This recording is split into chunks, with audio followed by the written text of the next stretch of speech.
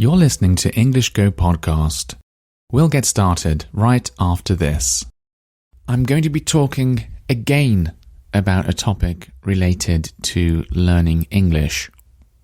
Well, actually, I suppose this can be applied to any language, and recently I've been doing quite a lot of these kind of language learning related episodes, and I'm certainly happy about that because I really enjoy talking about this topic. And the reason I've been doing it is because so many of you have been getting in touch with me and asking questions about language learning. So that means I'm going to be talking about language learning as I answer those questions for you. I'm actually really interested in language learning. Not just learning Japanese, which is what I do.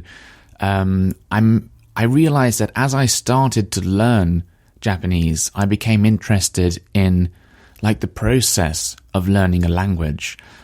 How do you learn a language? Yeah, it wasn't just about how do I study Japanese. It was how do I learn a language? How do you begin that?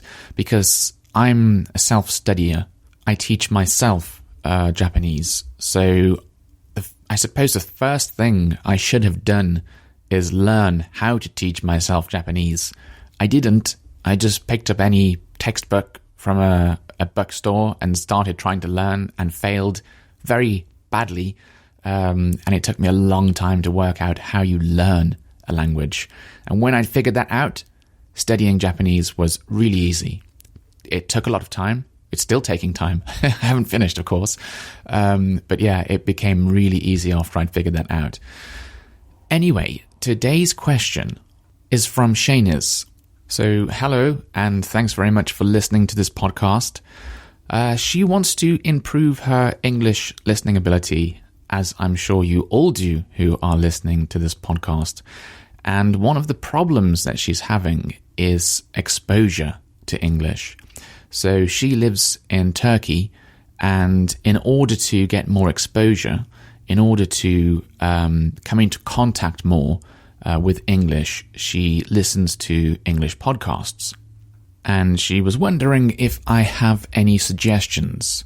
Well, I think it's a really interesting subject, and it's one that I've heard a lot of people talk about. So you're trying to learn a language, but you don't live in the country where that language is spoken, so your exposure to that language is low. Now, some people say, because I don't live in a country where they speak English, I can't improve my English. That's holding me back. That's stopping me from getting better at listening, at speaking, and so on. That's not true. That's actually a load of rubbish. I think if you said that to me a long time ago, if you said that to me before the internet existed, then I would say, yeah, okay, you're right. But today, that's not true. That's definitely not true. It is true that you don't have much exposure because you don't live in an English-speaking country, but there's something that you can do about that. And it's something that all of you should be doing. And I suppose listening to this podcast is part of doing that. But anyway, what you should be doing is building up an English environment, your own English environment. And this will make sure that you will get enough exposure to English. This is exactly what I ended up doing when I was studying Japanese really hard. So I had this period, I had this time when I went a bit crazy studying Japanese for around one year and 8 months. And during that time, I thought I've got to get some exposure to Japanese. It's no good just having loads of English every day. Somehow I need Japanese. And at this point, I couldn't understand anything. I think even if I said I was a beginner, that was that was being very kind to myself. I couldn't understand podcasts. Anything. It was just really, really starting out. So what I did is I listened and I listened and I listened, even though I didn't understand anything. And obviously, whilst I was doing this, I was trying to read and I was trying to listen to words and vocabulary, and I was studying vocabulary as well. And slowly, I got better until the point I could listen to podcasts, basic podcast, I suppose, sort of like this podcast, maybe a bit intermediate level. Anyway, I did this by creating this Japanese environment. So you have to create an English environment. And what I did was, obviously podcasts were one of those things. I found podcasts, I found dramas, I found music, I found books, and just as many things as I could, I did in Japanese. I went maybe a bit too far. I banned myself. I forbid myself from watching or doing anything in English. So I wouldn't read books in English. I wouldn't listen to English music. I wouldn't watch English television. Maybe a tiny bit, but yeah, almost everything I did was Japanese. It was just crazy. And because of where I was living, I didn't spend a lot of time with friends. I only saw people and spoke English when I went to this Japanese meetup. So when I went to the Japanese meetup, I would meet people and then we'd talk about studying Japanese. But we didn't speak in Japanese. We're always speaking in English there, really. So like the whole week was me just immersed in Japanese, just exposed to Japanese all the time. I think I got more exposure doing that than I would have in Japan. I'll talk a bit about that actually. So when I went to Japan last, I was there for 2 months, and I already had this sort of like Japanese environment that I used to practice, this like exposure to Japanese, this routine. And when I went to Japan, I took that routine with me. So I was doing all of the studying. I was watching, drama. I was trying to listen to words. I was listening to podcasts. I was listening to the radio. And on top of that, everything else I had to do was in Japanese as well. So, if I go out to a supermarket and I have to speak to someone, that's also in Japanese. And when I spoke to my girlfriend, I had to speak to her in Japanese. And there was no English at that time, no English at all. And it was not good for me. I ended up, my Japanese got worse. I've spoken about this before, but yeah, my Japanese got worse because it was just too much. It was an overload. It was, my brain couldn't cope with all of it. So you might think that going to another country is like a guaranteed way to get more exposure, and I suppose it is. But I had a negative experience when I went to another country. It hurt my Japanese, and I remember thinking, wow, studying Japanese in England was so much easier than it is studying it in Japan.